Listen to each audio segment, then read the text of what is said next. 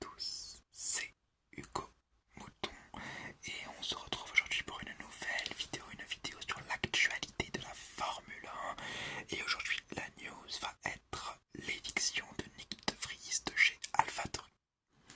Commençons direct cette vidéo. Le mercredi 12 juillet, on a appris que De Vries était évincé de chez AlphaTauri et que c'était Ricciardo qui revenait au bercail 10 ans après avoir déjà fait partie de l'écurie italienne à l'époque Toros. D'ailleurs, si vous n'avez pas suivi que Ricciardo était revenu en F1, vous vivez dans une grotte. Je crois qu'il y a eu à peu près 15 ou 20 publications de la Formule 1 et des comptes de la Formule 1 pour nous dire que Ricciardo était là et pas un message pour nous parler de De Vries. Mais bon, chacun a ses priorités. Alors parlons de la news directement. Déjà, qui est De Vries? Alors De Vries est né en 1995 aux Pays-Bas. Il débute en karting assez jeune avant d'être recruté en 2010 par le programme Jeune Pilote de McLaren. En 2012, il commence en monoplace en Formule Renault 2.0 avec un résultat prometteur. En 2014, il gagne la série et en 2015, il passe en Formule Renault 3.5 et finit à une impressionnante 3e place dès sa première saison. En 2016, il est donc logiquement inclus au GP3 où il finit 6e derrière le titre de Leclerc et le vice-champion Alex Albon. Voilà, donc pour montrer que le plateau n'était pas nul, il y avait de la concurrence. Ses bons résultats en Formule 3, puisque je vous le rappelle, il était rookie à cette époque, lui permettent d'accéder en 2017 à la Formule 2 où il finira sa première saison à une 7e place, à une 4e place pour sa 2e saison et il remportera le titre en 2019 pour sa 3e saison.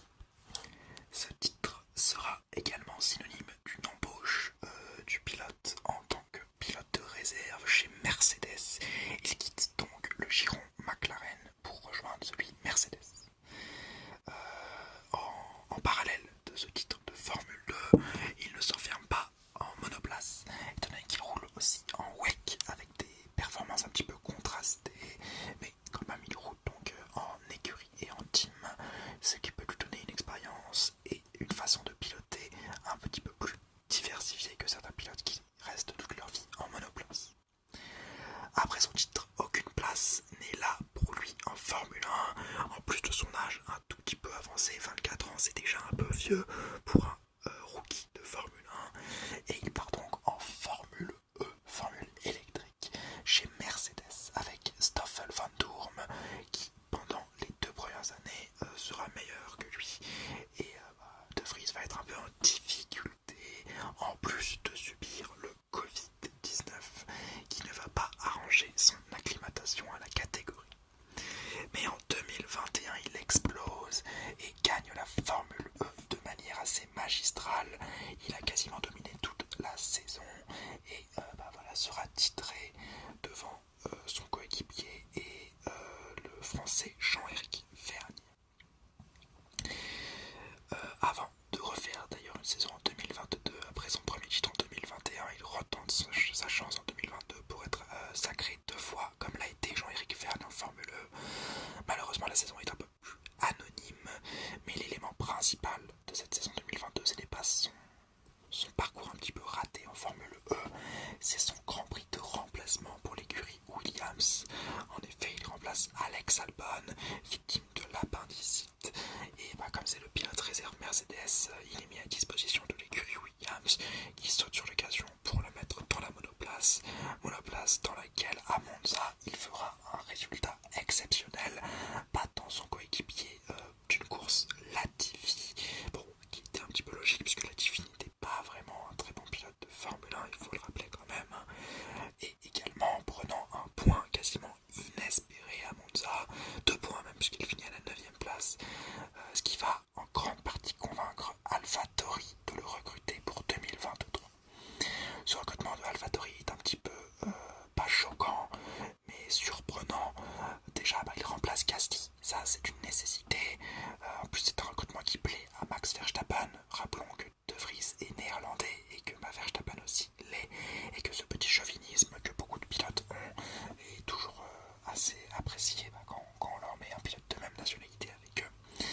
Et enfin, le point le plus important, c'est que la filière Red Bull à ce moment-là, eh bien, elle est beaucoup trop tendre. En Formule 2, il n'y a que Lawson qui peut, à la limite, prétendre à un siège en Formule 1. Et encore, ce serait beaucoup trop tendre. Tandis que les Daruvala, Vips ont été remerciés. On a des Iwasa, des Hadjar et des Fittipaldi qui rejoignent à peine la filière ou qui sont dedans mais qui n'ont pas encore le niveau requis pour prendre le siège AlphaTauri. Donc en soi, la décision est un petit peu surprenante, mais elle est explicable étant donné qu'on ne peut pas se permettre de mettre un pilote trop peu expérimenté en Formule 1, et ça, AlphaTauri et Red Bull le savent parfaitement. C'est donc pour ceci qu'en 2023, De Vries sera pilote AlphaTauri et que son épopée en Formule 1 va commencer.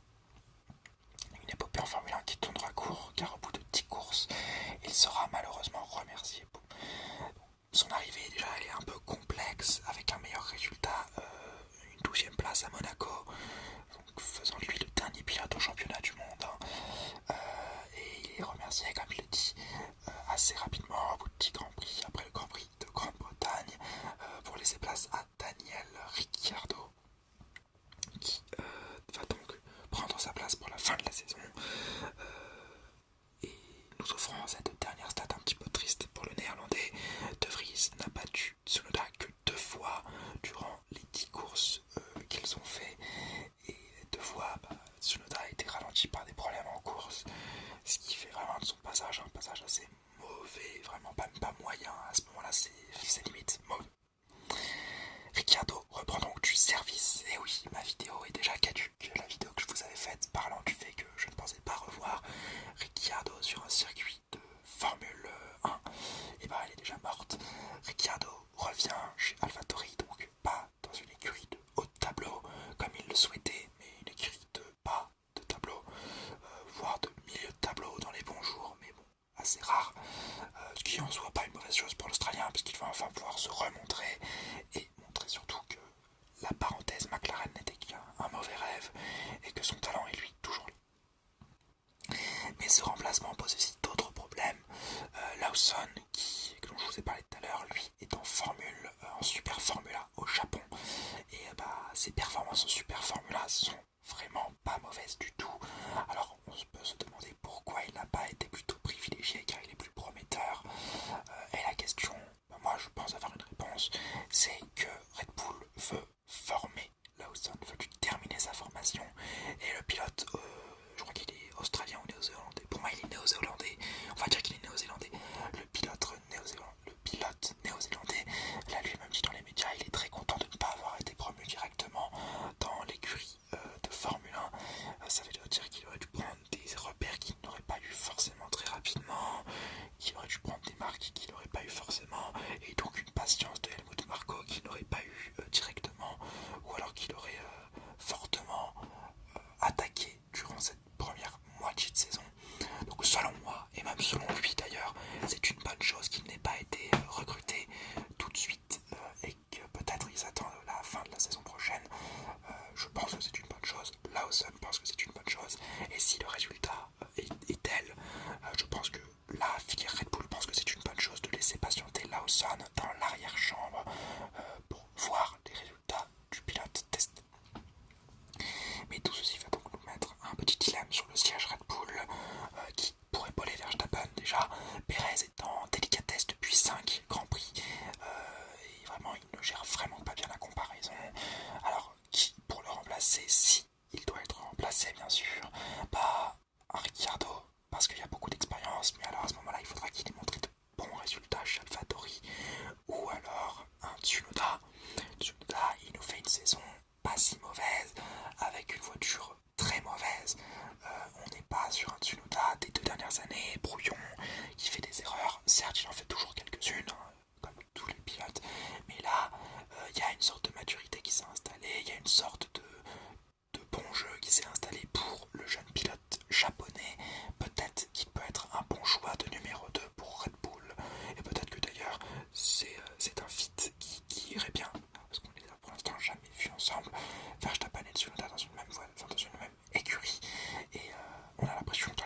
promotionnel, hein, bien sûr, donc c'est de la promotion, c'est du sourire forcé, mais on a l'impression qu'ils s'entendent plutôt bien et que ça peut fitter, en tout cas.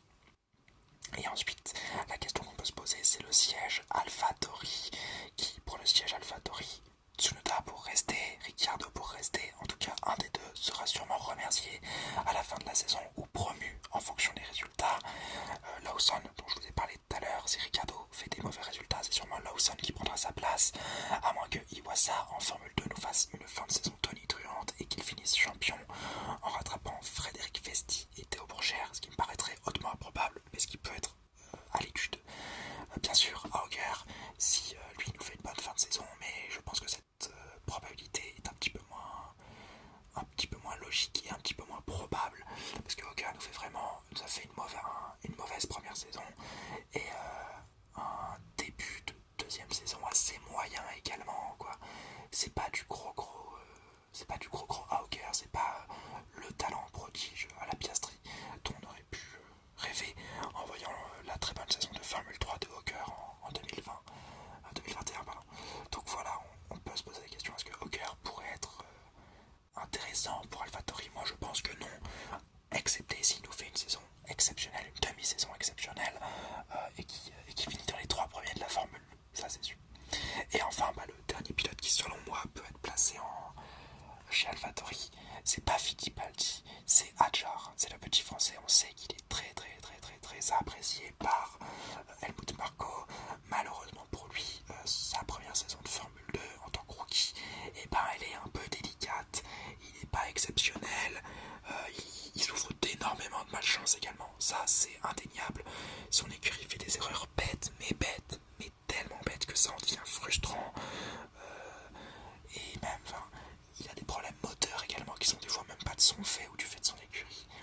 Ce qui fait que je ne pense pas qu'il sera chez AlphaTauri, même si je l'espère très fortement.